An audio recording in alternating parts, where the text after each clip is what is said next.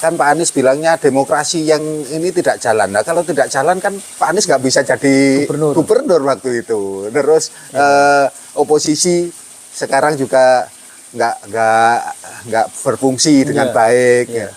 Waktu itu padahal kan juga oposisinya Pak Anies ke Pak Prabowo itu, ya itu tadi dibantah Pak Prabowo sampai ketawa-ketawa.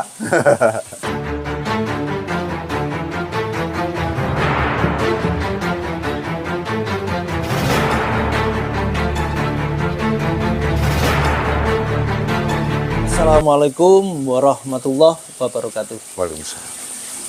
Alhamdulillah kemarin sudah dilaksanakan debat ya capres ya calon presiden Indonesia di pemilu 2024 ya.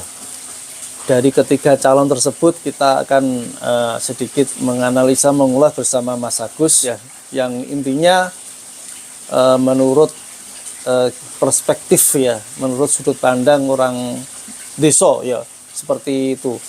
Menurut saya gimana kemarin penampilan Pak Prabowo, Pak Anies sama Pak Ganjar? Kalau Pak Anies memang kata-katanya sangat manis, tapi akhirnya justru terbantah oleh Pak Prabowo. Ya, terbantahnya seperti apa?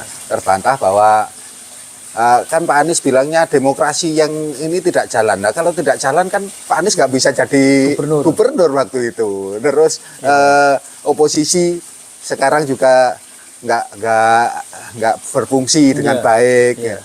Waktu itu padahal kan juga oposisinya Pak Anies ke Pak Prabowo itu, ya itu tadi dibantah Pak Prabowo sampai ketawa-ketawa. Jadi kemarin juga ada satu yang menarik ya, tuduhan Pak Anies kalau demokrasi tidak berjalan dengan baik ya. Terus comeback ke belakang, kembali ke masa lalu, saat Pak Anies mencalonkan gubernur datang ke rumahnya Pak Prabowo, pada saat itu Pak Prabowo masih menjadi oposisi ya. Dan kebetulan pada saat itu yang mengusung Pak Anies jadi calon gubernur itu kan Pak Prabowo. Terus jadi. Kalau seandainya demokrasi itu nggak jalan, nggak mungkin jadi kan, gubernur ya itu sangat logis dan masuk akal ya. Betul. Ya. Dan ini menjadi ciri khas jawaban Pak Prabowo yang nyata dan apa adanya. Terus untuk yang lain seperti masalah-masalah yang lain seperti hukum atau apa yang masalah hukum yang kemarin. Masalah hukum yang kemarin sempat diutarakan oleh Pak Ganjar bahwa hukum harus diperbaiki ataupun yang lain yang mungkin Pak Mas Agus. Memang kemarin Pak Ganjar kan bertanya tentang apa itu keputusan MK ya. MK. Tapi kan waktu itu kan sudah beda lagi untuk kan bukan tanya jawab satu capres sama capres lain kan, ini berkesinambungan gitu kan jadinya kan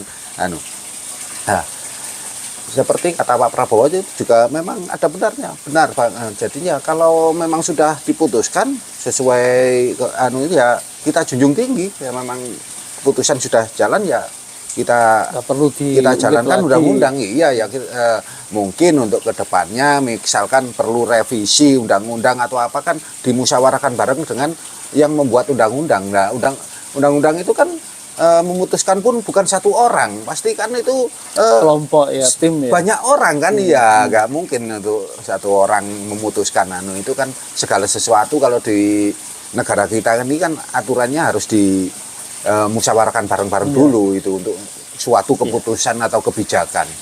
Jadi kemarin Pak Ganjar tanya masalah MK ke Pak Prabowo ya. Ya kita ketahui bahwa kemarin kan sudah final. Dan itu secara hukum sudah diperundangkan, sudah sah dan itu sudah dilaksanakan. Sebenarnya pertanyaan ini ya kalau saya pikir secara urgensi tidak perlu karena sudah dilakukan dilaksanakan. Tidak melihat satu momentum yang sudah lewat ya.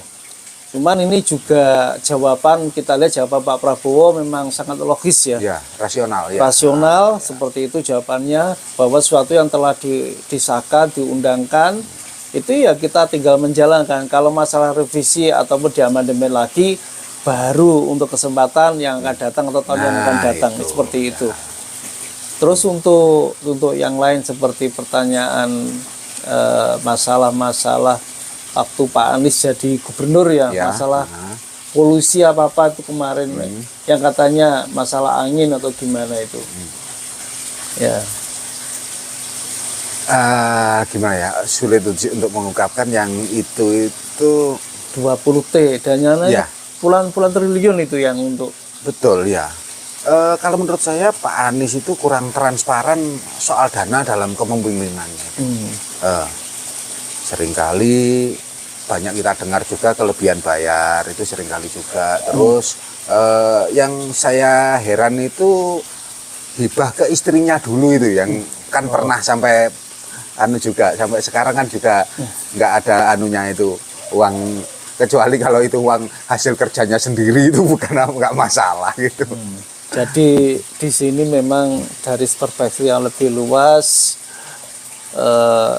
dari tataran-tataran yang mengglobal ya istilahnya lebih luas.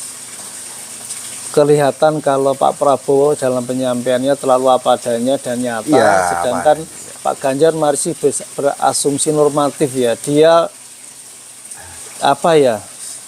lebih dekat ke teori gitu loh.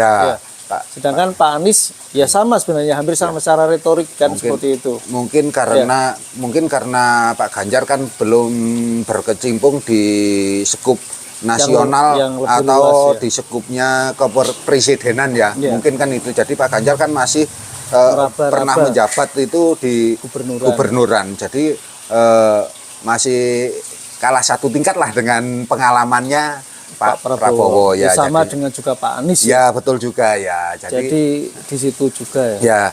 Ya pasti orang berpengalaman itu wawasannya itu beda dengan orang yang belum berpengalaman. Itu sudah pasti. Ya, kalau lihat kemarin memang Mas Agus secara isu-isu politik ya, seperti HAM, terus di mana itu di Papua, terus geopolitik ya, masalah geopolitik yang saat ini mempengaruhi juga ya terhadap Indonesia, peristiwa perangnya Rusia, Ukraina, terus Israel dan juga Palestina. Dan saya lihat kemarin juga yang lebih bisa melihat lebih luas sih masalah geopolitik cuma Pak Prabowo, mungkin karena pengalamannya di lintas kepresidenan tadi ya. Betul ya. Kan gak semudah membalik telapak tangan ataupun semudah teori.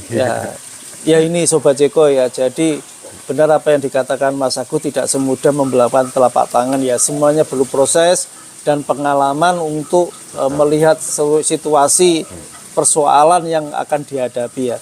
Kalau kemarin kita lihat Pak Anies sama Pak Ganjar hanya masih mereka-reka, meraba-raba, piye seperti itu. Tapi kalau Pak Prabowo sudah action, hanya Pak Prabowo memang belum mempunyai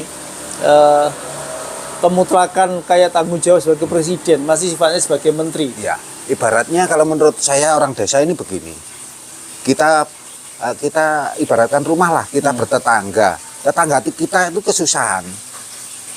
Kita mau bantu pun itu jangan sampai menyinggung dia. Nah, terus dia butuh bantuan kita, minta bantuan kita atau tidak. Kalau tiba-tiba kita membantu, tentu bisa menyinggung dia juga. Nah, terus kita bantu itu tepat sasaran atau tidak. Nah, memang gimana ya, kita bertetangga aja itu kadang sulit, apalagi ini lintas negara. Aturannya tuh pasti juga beda-beda negara sana dengan negara sini. Pasti ada negosiasi yang pasti itu ada. Yang alot lah ya itu. Jadi memang kita harus menyadari sebuah negara itu pasti mempunyai satu aturan yang memang berbeda-beda ya, itu pasti.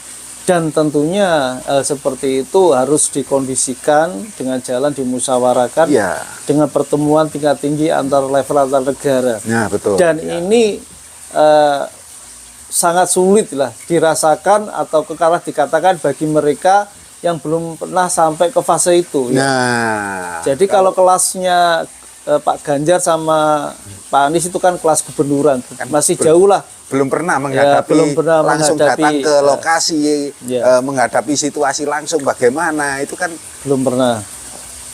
Jadi di level ini Pak Prabowo lebih unggul. Lebih unggul ya. Terus yang saya tahu ya, kemarin itu memang lebih ke arah